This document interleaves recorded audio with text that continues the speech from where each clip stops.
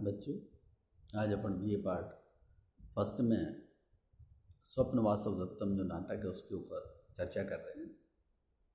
यहाँ पर राजा अपने मित्र के साथ में बैठे हुए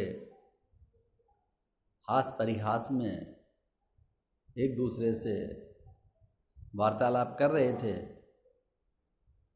मित्र राजा से कुछ रहस्य की बातें पूछ रहे थे। उनको याद करके अचानक राजा की आंखों में थोड़े से आंसू आ जाते हैं। उसी समय पद्मावती वहां आ जाती है।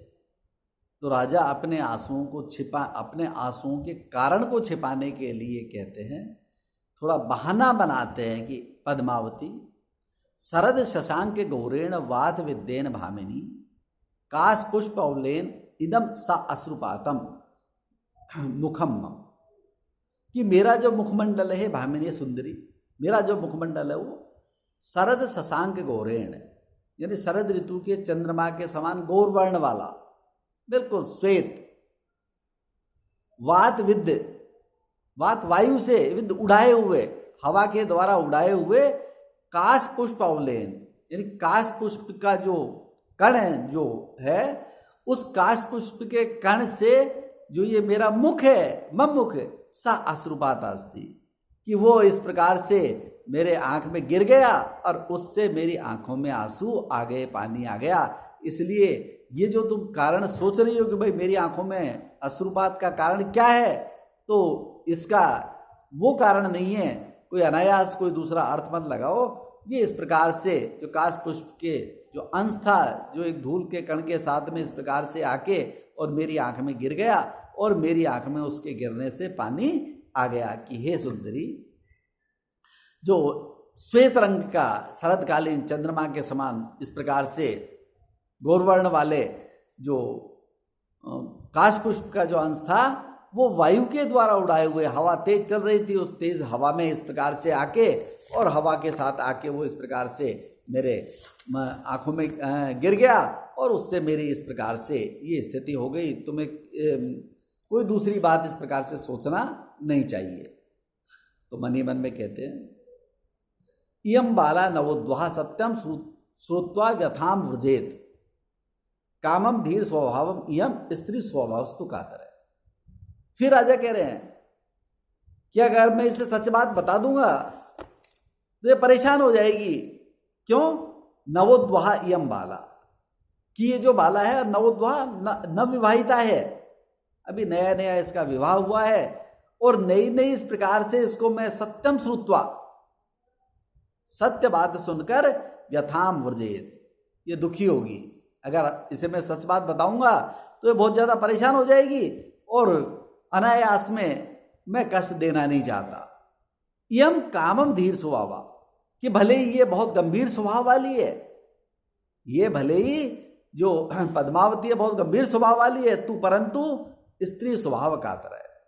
परंतु जो महिलाओं का जो स्वभाव होता है वो थोड़ा अधीर होता है, यानी थोड़ा बहुत जल्दी इस प्रकार से वो उद्वेलित हो जाती है, वो बहुत जल्दी इस प्रकार से घबरा जाती हैं। वैसे तो ये बहुत गंभीर स्वभाव वाली है, लेकिन महिलाओं का जो एक तरह से सबका जो स्वभाव होता है वो थोड़ा सा अधीर होता है, बहुत ज़्यादा घबराने वाली होती है। इसलिए मैं नहीं चाहता कि ये इस प्रकार से ऐसी स्थिति में आए। क्यों? कि यम 12 नवोद्वाह, कि बारे नई नई इसकी शादी हुई है, अभी जल्दी विवाह हुआ है और ऐसे इसको मैं जैसे ही सत्य बात बताऊंगा तो सत्यम श्रुत्वा व्यथाम व्रजेत, तो ये मेरी बात से दुखी हो जाएगी और मैं नहीं चाहता कि ये इस प्रकार से मेरी बात से दुखी हो।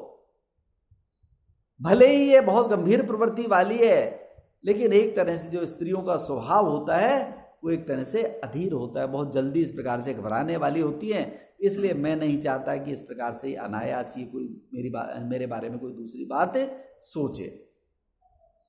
फिर आगे बढ़ते हैं नाटक में। जैसे आगे कहते हैं, गुणानाम व विशालानाम सत्कारानाम चरित्र से कर्तारम सुलभा लोके विज्ञातरस्तु दुर्लभा।